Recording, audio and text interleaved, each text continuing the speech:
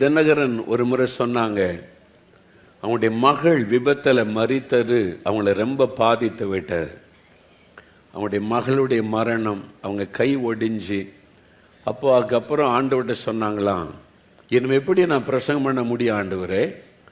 ஆண்டவர் அன்புள்ளவர், தன் பிள்ளைகளை பாதுகாக்கிறவர் என்று எப்படி நான் மேடையில் சொல்ல முடியும்? என் மகளையே நீங்கள் பாதுகாக்கலை, மற்றவங்க அப்படி தானே சொல்லுவாங்க. நான் எப்படி நீங்கள் அன்புள்ள ஆண்டவர், பாதுகாக்கிற ஆண்டவர்னு நான் எப்படி பிரசங்கம் பண்ண முடியும்? என்னால் முடியாது. ரொம்ப மனம் சோர்ந்துட்டாங்க, வெளியே வரல, வீட்டிலே இருந்தாங்க. ஆனால் ஆண்டவர் மேல் உள்ள அன்பை விடவில்லை. குடும்பமாக ஜெபம் பண்ணுவாங்களாம். தம்பி பால், சிஸ்டர் அவங்க முழங்கால் போட்டு டெய்லி குடும்ப ஜெபம் செய்வாங்களாம். அதில் தவறாமல் செய்திருக்கிறாங்க. ஒரு நாள் ஒரு மீட்டிங்கில் அந்த அனுபவத்தை சொன்னார்கள். டெய்லி பாட்டு பாடி குடும்ப ஜெபம் மட்டும் பண்ணுவாங்க. மன சோர்ந்து போய் இருந்தார். அவங்களுக்குள்ள பல கேள்விகளாக இருந்தார்.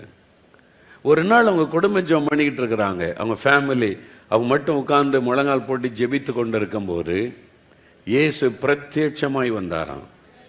நேரடியாக வந்து கேட்டாராம், மகனே, உன் மகளை நான் எடுத்து கொண்டதுனால நீ மன சோர்ந்து போனாயோ?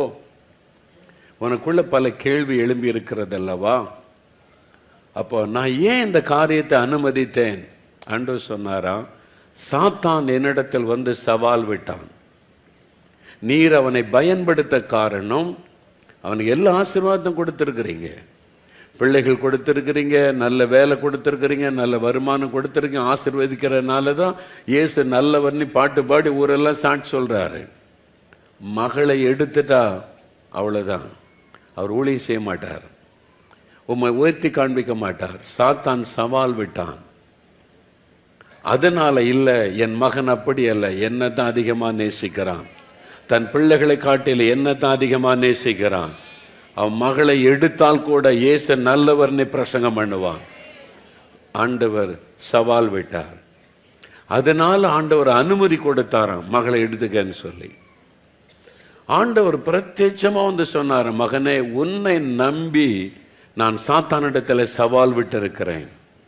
என் மகன் இன்னும் தீவிரமாக எனக்கு ஊழியம் செய்வான் அப்படின்னு சொல்லி நான் உன் மேலே வைத்த நம்பிக்கையில் சாத்தானிடத்தில் சவால் விட்டேன்.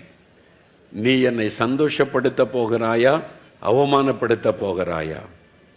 அப்போதான் சகோதரர் தினகரன் தீர்மானம் பண்ணாங்கள், ஆண்டவரே, உம்மை வெட்கப்பட நான் விட மாட்டேன், நான் முன்னிலை தீவிரமாக ஊழியம் செய்வேன், நீர் நல்லவர் நல்லவர் நல்லவர் என்று இன்னும் நான் பறைசாற்றுவேன் அப்படின்னு சொல்லி